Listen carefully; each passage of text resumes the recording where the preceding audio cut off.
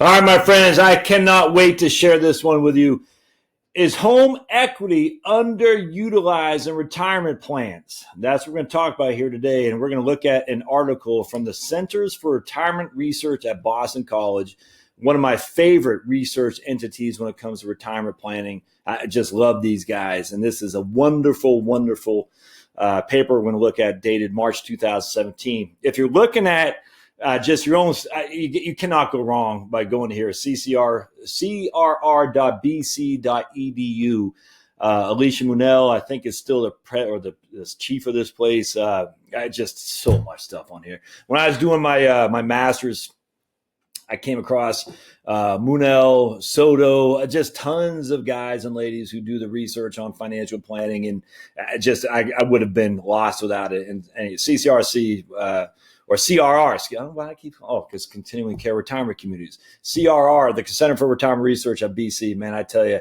So go on here and sign up and for their newsroom, follow them. The whole thing is, you can't go wrong. All right, so we're going to look at this one. This, again, is dated March of 2017, and my mug is gone because I want to open this up so you can see this whole article. By a guy named Stephen Sass, and Stephen is a research economist at the CRR. I get used to not calling CCRC. CRR is home equity an underutilized retirement asset. And we're just going to read this because it's critical.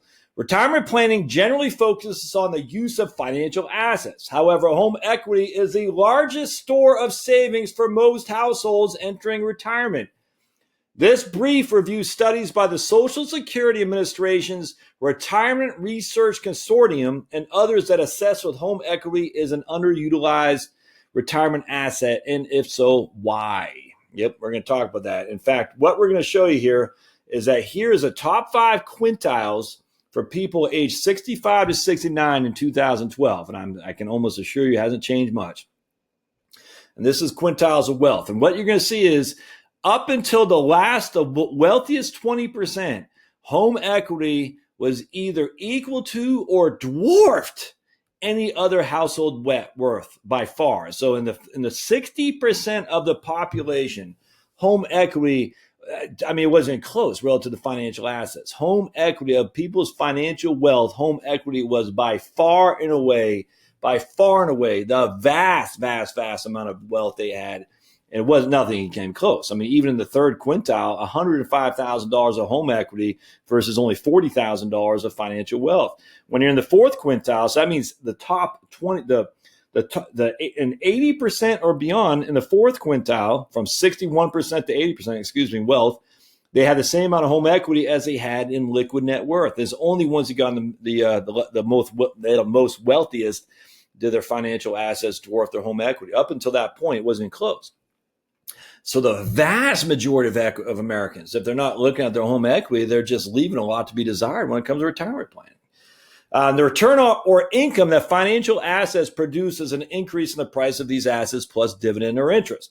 The return on home equity has 2 parts: the rise in the price of the house plus the provision of in-kind housing services. U.S. home prices have averaged about 1% a year over inflation for the last 45 years. Of greater significance, though, than house price appreciation is the provision called in-kind housing services, and I cannot stress this enough. The market rental value, called imputed rent, is estimated at about 3 to 4% of the value of the home, much more than the value of the rise in home prices. Unlike interest or dividend income, imputed rent is not subject to income taxation. The value for in-kind services that home ownership provides goes beyond imputed rent.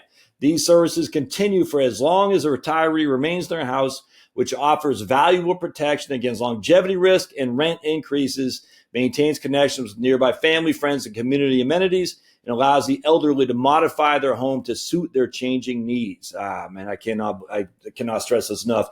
Nakajima and Telyukova used a structural model and data from the Health Retirement Study and estimate that retirees value home ownership as over 3 times the imputed rent. All right, I want to talk about imputed rent. So you think about it. If you own your home, that means you don't have to pay rent. Yeah, yes, you still got to pay property tax and homeowners insurance. I get that, but it'll be significantly lower than rent. So if I had to rent and it cost me $2,000 a month in rent, That means I had to generate $2,000 a month in income. When I generated that income, it was taxable to me as income. However, because I don't have to generate that $2,000 a month in rent, that means I don't need to generate that $2,000 a month in taxable income, which means I pay no tax. So not only does rent cost me $2,000 a month, which I don't have to pay if I own my home outright, but I don't have to pay tax on that $2,000 a month either. That's imputed rent because you're getting it rent free. And on top of that, because you own it, you don't have to worry about rent increases. My wife and I, we used to know these neighbors when we lived in Dayton, Virginia, and they had a house they rented, and they've been there for like 30 years. And the lady, their owner, never raised rent. They're paying like $100 a month for it. I mean, that's not likely, but I'll never forget. They said, "Man, we just lucked out. $100 a month for a decent little home in Dayton, Virginia was quite cheap, just because I had a good landlord." Final difference between home equity and financial savings is liquidity. Home equity is much harder to tap. The primary ways are downsizing and reverse mortgage, and are costly and time consuming as well. Households often enter retirement with excess housing. Empty nests have unused space and are often located in neighborhoods best suited for a different stage of life. Such households could strengthen their finances by moving to a less expensive home. A study by Munell, Soto, and Aubrey, using a nationally representative survey of workers approaching retirement, nevertheless finds that only 3% choose to plan to downsize. In fact, another study using the Health and Retirement Study survey finds that 30% of homeowners approaching retirement move, but they move more to a house that's more expensive rather than less expensive. And the ones that do move to a less expensive house do so because of a financial shock like Medicare or medical expense. Crazy. Staying in a house that has more space than one needs is costly. A study by Butrica, Goldwyn, and Johnson, using, again, the HRS Consumption and Activities Mail Survey, finds that taxes, insurance, upkeep, and utilities account for 30% of retired homeowners' expenditures. And I'm going to do another video where I'm looking right now, you can't see on the podcast, if I open up the PDF, of the Understanding Expenditure Patterns in Retirement, the paper they did, Barbara Butrica, Joshua Goldwyn, and Richard Johnson, that they just referred to. And they talk about utilities being such a big expenditure for retirees' consumption. And the way I look at it is two things: not having LED light bulbs, and then having a third and fourth bedroom that you got to heat and air condition that no one ever goes in. And so that's just wasted heating and air conditioning, which is wasted utilities. And that means you're simply wasting money that you probably could use other way better. So that's another reason to consider downsizing. But it's not only households nearing retirement that do not downsize. Moving is more physically demanding and emotionally disruptive as retirees age. And studies by Venti, Wise, and others show that very few households downsize as they retire. Those that do typically give up home ownership towards the end of life in response to a trigger event, going to a nursing home, for instance.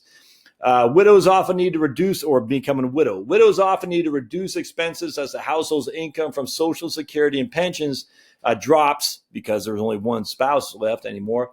And maintenance costs for survivors unable to do much maintenance themselves increases. Renting also makes more sense towards the end of life as the value of the housing services that home ownership provides over the retirees' remaining lifespan declines relative to the value of alternative uses of the savings held as home equity. A study by Coyle and Milligan nevertheless finds that widowhood alone lowers the probability of continued home ownership by only 3%. It lowers the probability by 12 percentage points if the survivor has an activity of daily living limitation. So basically, that's one of the 6 things, activities of daily living, that long-term care insurance kicks in. So about 2/3 of all households that enter retirement owning a home, thus exit retirement owning a home as well. So the likelihood is you're not going to be renting when if you go into retirement owning a home, you're most likely going to be as well. Potential reasons for the lack of downsizing, in addition to the high costs and strong preference for remaining in one's home, includes a desire to use the home equity as a reserve or to leave it as a bequest.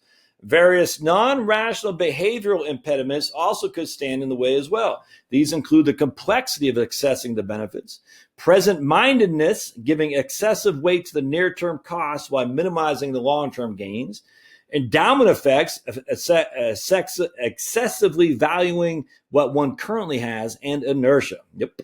Analysis by paralysis, that's for sure. Or paralysis by analysis, that's what it is. To the extent that this resistance is primarily behavioral, with downsizing improving the household's well-being, home equity is definitely an underutilized retirement asset.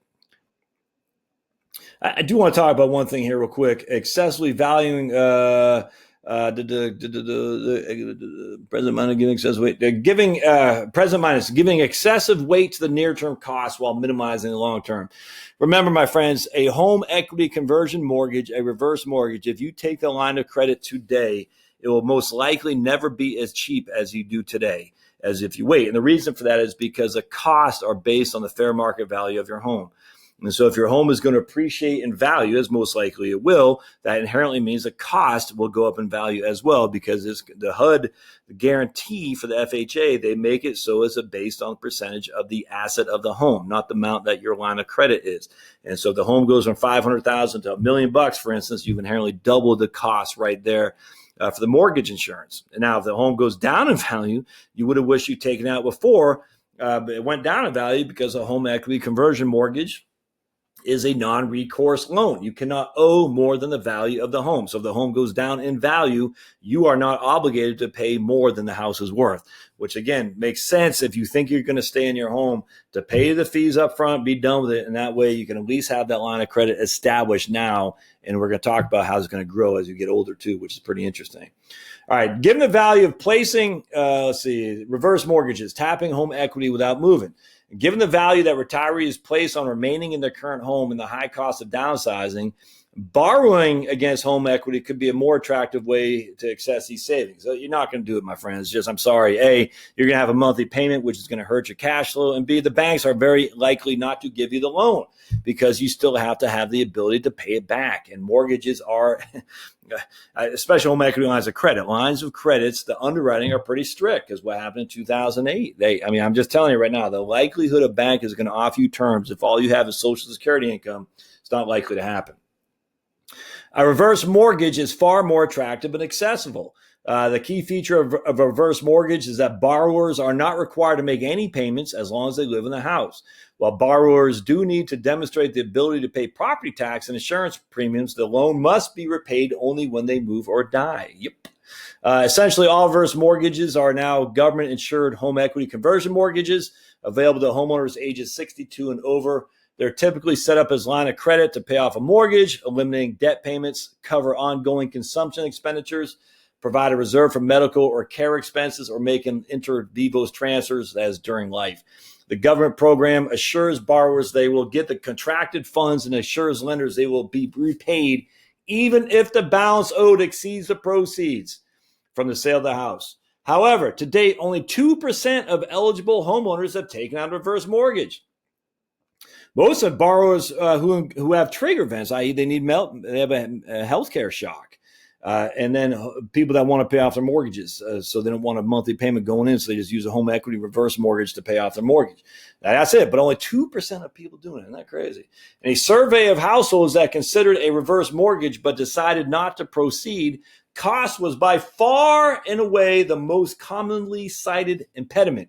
A home equity conversion mortgage on a $300,000 home costs about $9,000 up front, and the interest rate amounts borrowed was 5.9% in January 2017, with the rate adjusted annually. So a lot of people say, it's too expensive, I'll wait. That's bad. That's a big mistake, I'm telling you. If you're only going to do a line of credit, that's a big mistake. If you're going to do it to borrow, maybe not. But if you're doing it for a line of credit, I think that's a mistake. Let's see. All right. Mainly due to the high interest rates, households that use the proceeds of a reverse mortgage early in retirement could significantly reduce the equity available down the road, or that they want to leave as bequest, because you're tapping into your equity. That's just a fact. A reverse mortgage line of credit, though, can nevertheless be quite attractive, even to retirees who do not have immediate need for the funds. The amount they can draw from the reverse mortgage line of credit rises at this specified interest rate. Given the high interest rate, the amount retirees can draw from an untapped line rises quite rapidly, which allows the household to draw down its financial assets more quickly. So that means this: if you have a 5.9% interest rate, if you're not borrowing against it, that 5.9% interest rate is what is being used to have your home equity line of credit grow. It's growing at that 5.9%. Yes, it is expensive if you borrow against it. If you're not borrowing against it right now, though, it's growing at a 5.9% clip. It's nuts not to do that, in my opinion. I mean, everyone's got to look at their individual situation, but very few people move. Very few people downsize. Most people want to stay in their homes. There's tons of studies on this that show this now. Very, very few people actually relocate. Very few people relocate intrastate, never mind interstate. And so because of that, we're most likely going to stay in your home. Get a reverse mortgage line of credit. Yeah, it's going to cost you something, but it's only going to cost you more in the future. A study by Davidoff also shows that the amount that older retirees can draw from an untapped line taken out at the beginning of retirement will be comparable to what they could get if they sold their house towards the end of retirement. A study by Sun, Trice, and Webb also shows that waiting to take a reverse mortgage is quite risky, as a rise in interest rates will typically reduce the value of the house as well as how much that line of credit reverse mortgage you could tap into. I cannot stress this enough. My friends, if interest rates go up, cost of homes go down. It's like a bond. Think about it like a bond. The interest rates go up, what happens to the price of the bonds? Bonds go down without question. Why? Because there's less demand on the current bonds that are out there. It's just that simple. But it's even more specific on homes. I mean, if I have a home for $400,000 house, and say it's $2,000 a month, because basically it's $500 a month for every $100,000 you borrow. Well, let's say $1,500 of that $2,000 a month goes to principal, and $500 of that $200 a month, $2,000 a month goes to interest. Now we raise the interest rates, and so now that $2,000 a month consists of $1,000 a month to principal and $1,000 a month to interest. That $400,000 will no longer generate the same demand, because a $400,000 home will not be affordable for someone who can only afford $2,000 a month in payment. It just won't. So now that person can afford a $300,000 home because they can't afford $1,000 a month in mortgage interest. They can afford $500 a month in mortgage interest. They can't afford $1,000 a month. So inherently, they are restricted by the value of the home by how much mortgage interest they have to pay. $1,000 a month going towards the principal will buy a whole lot less than a $1,500 a month going towards the principal. It is that simple. And if interest rates go from 4 to 5, the amount of interest, which will reduce the amount that goes towards the principal, will inherently make me have to reduce the price of my home, which means I'll also not be able to get such a high mortgage, reverse mortgage line of credit as well, simply because the fair market value of my home has dropped. I hope that makes sense. Interest rates do not work in a vacuum, man. I'm telling you right now, the higher the interest rates, the lower the value of your home. The lower the interest rates, the higher the value of your home, because it's all based on affordability of the buyer. If the buyer cannot afford $2,000 a month, of which $1,500 has to be used to principal, he won't be able to buy your house at $400,000. Just not going to happen. Given the value that reverse mortgages provide, the take-up rate seems largely explained by i.e. only 2% of the people doing them, explained by non-rational informational and behavioral impediments. Davidoff, Gerhard, and Post found limited product knowledge and widespread misconceptions. For instance, only 1/3 of respondents, for example, knew that they could stay in their homes even if they owed more than it was worth. More challenging is the fact that reverse mortgages are complex products that affect other key concerns, specifically bequest motives, medical and care risks, and securing an adequate standard of living. So, conclusion. Households entering retirement will increasingly need to tap their financial assets and home equity to maintain their living standards. While home equity has been the largest store of savings for most retirees, most households, retirees have generally resisted using it as part of their everyday retirement plan. They typically tap home equity only in a last case emergency scenario. Man, whether future retirees will exercise these options in using a reverse mortgage remains to be seen, but the pressures to do will be much more greater than they have been in the past. I tell you, folks, I cannot agree with that more. That's just a fact. If you have equity in your home and you're not considering it as a source of retirement income, I think you're making a mistake. Again, that doesn't mean you run out there and get the first guy to sell you a reverse mortgage by opening his shirt like that, or his trench coat. I got a sale for you. No. You need to research it. Start with CRR, Center for Retirement Research. Go to my man Wade Fowles. Get his book again. I've talked about this a million times a Sunday. Oops. But the issue is most people that watch this video are not in that upper quintile. That watch this YouTube channel are not in that upper quintile. I mean, some are, that's great. And you might not need to consider a reverse mortgage. But if you're in the 60% quintile and below, the likelihood that your home representing the vast majority of your net wealth is high. And that means, why would you not consider at least taking a reverse mortgage to alleviate some of the concern you have for retirement? I don't get it. So don't forget to subscribe, smash, share, comment, and we'll see you guys next time at Heritage Wealth Planning. Thanks, Tom.